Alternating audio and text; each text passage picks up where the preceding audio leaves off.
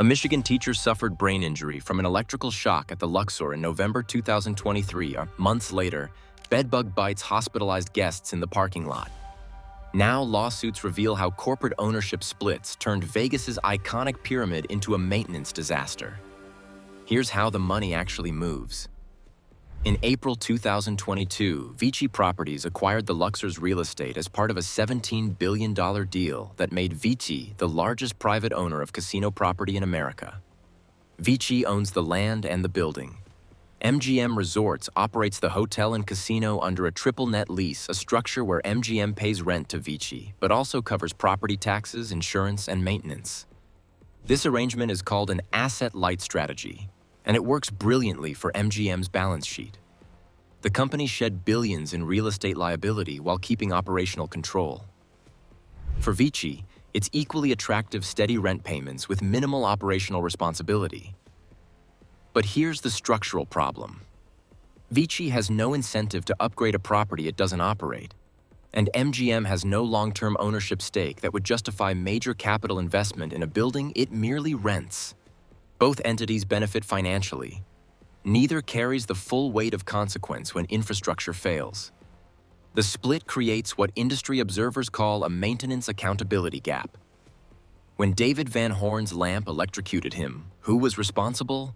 The building owner who collects rent but doesn't manage daily operations?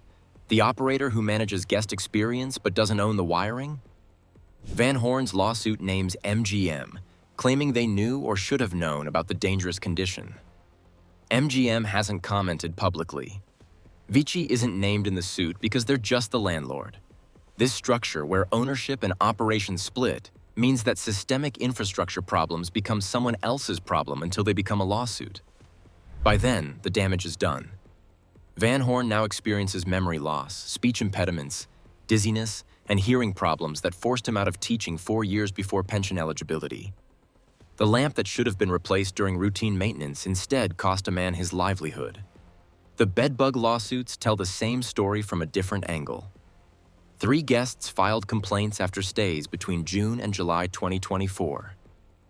Courtney Gully's allergic reaction was so severe that paramedics treated her in the parking lot before transporting her to a hospital. The lawsuit states she and her husband had to discard essentially all their belongings to prevent the insects from spreading. Guest reviews paint a consistent picture of infrastructure decay. Multiple visitors report overwhelming sewage smells in hallways and near elevators. One guest described being awakened by a tanker truck pumping out what appeared to be overflowing sewage outside the building at night. Another reported hallways flooded with ceiling drippings and fans running for days to dry waterlogged carpet. HVAC failures are common rooms where air conditioning doesn't function for entire stays, or units that leak and saturate carpets.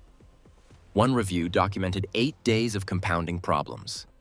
4 days without working AC and persistent sewer smell, followed by room transfers and cleaning failures that left guests without toilet paper or towels. These aren't cosmetic issues. They're basic infrastructure plumbing, climate control, electrical systems operating beyond their designed lifespan without adequate maintenance or replacement.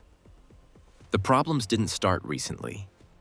They began with a decision made in 2007. MGM, which acquired Luxor in 2005, announced a $300 million renovation, nearly as much as the original construction cost. But the money didn't go to infrastructure. It went to de-theming. MGM's president at the time said plainly, "We're not a British museum with ancient artifacts, we're a casino resort." The goal was to transform Luxor from a family-friendly Egyptian-themed property into a hip, adult nightlife destination. Here's what that decision meant structurally.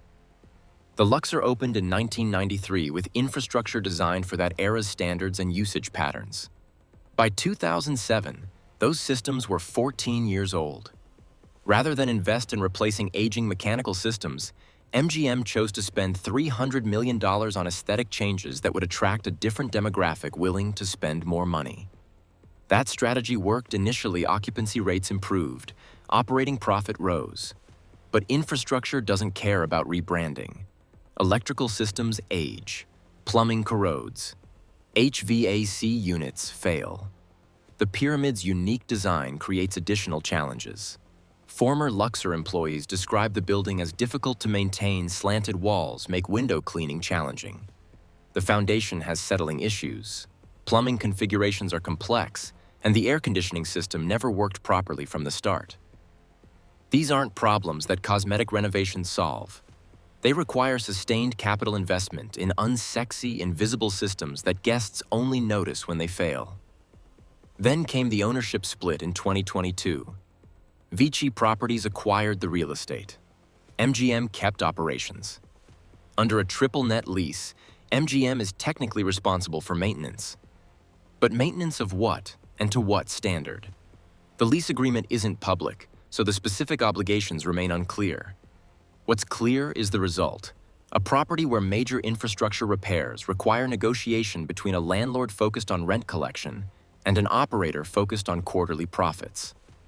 Neither party has the incentive structure of a traditional owner-operator who must balance short-term costs against long-term asset value. VICI doesn't operate the property, so guest complaints about sewage smells or electrical hazards don't directly impact their rental income. MGM doesn't own the building, so investing millions in replacing 30-year-old plumbing systems means spending money to improve someone else's asset.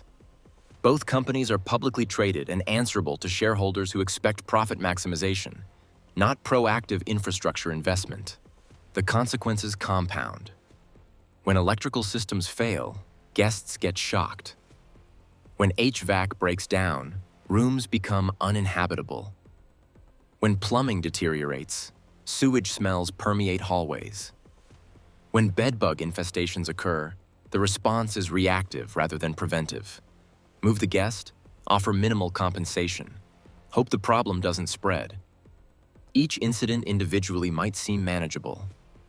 Collectively, they reveal a property operating in managed decline. Online reviews now explicitly warn potential guests to choose other properties. One reviewer noted they would never return to Las Vegas because of their Luxor experience. Another described filthy conditions, broken fixtures, and customer service that repeatedly hung up despite polite requests for help. These aren't luxury property problems. They're fundamental safety and sanitation failures at a property charging resort fees and operating on the Las Vegas Strip. The pricing structure creates additional tension. Luxor positions itself as a budget option compared to Bellagio or Wynn. Rooms cost significantly less, attracting price-conscious visitors who might otherwise stay off-strip. But budget pricing doesn't exempt operators from basic safety standards. The lawsuits argue exactly this point. Hotels have a legal duty to provide safe accommodations regardless of room rate. Negligence occurs when operators know or should know about dangerous conditions and fail to correct them. Van Horn's lawyers argue MGM should have identified the faulty lamp through routine inspection. The bedbug plaintiffs argue the hotels should have detected infestations before guests were bitten. MGM operates dozens of properties in Las Vegas and beyond. VICI owns casino real estate across 15 states. Both companies have sophisticated operations and legal teams. The issues at Luxor aren't occurring because these companies lack resources or expertise. They're occurring because the financial structure creates incentives that don't align with sustained property maintenance. MGM's asset-light strategy allows them to operate properties without the capital requirements of ownership. VICI's REIT model provides investors with steady returns from rent collection without operational complexity. The model works financially for both parties.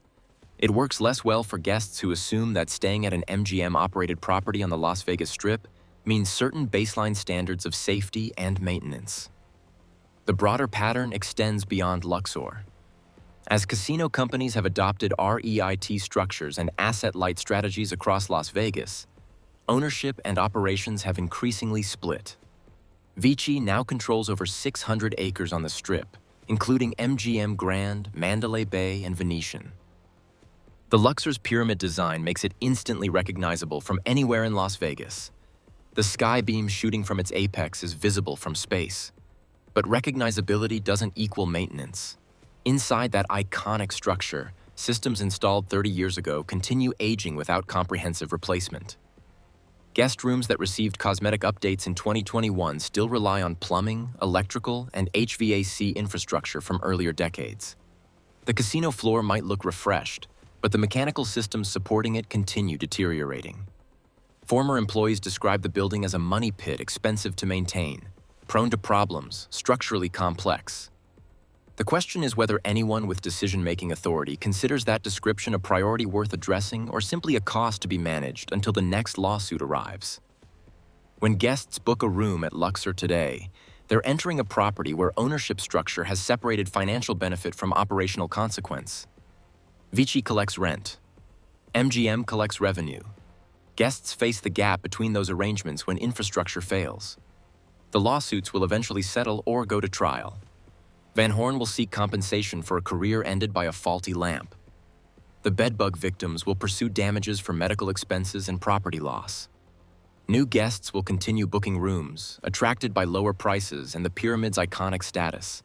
Some will have normal stays. Others will encounter sewage smells, HVAC failures, or worse. The pattern will continue until the incentive structure changes, until someone with authority decides that preventing guest injuries matters more than maintaining profit margins in a rented building. What happens when the financial structure that maximizes shareholder returns also maximizes the risk that a school teacher loses his career to a lamp that should have been replaced years ago? Have you stayed at the Luxor recently? Share your experience in the comments below, and if you found this investigation valuable, subscribe for more deep dives into stories that matter.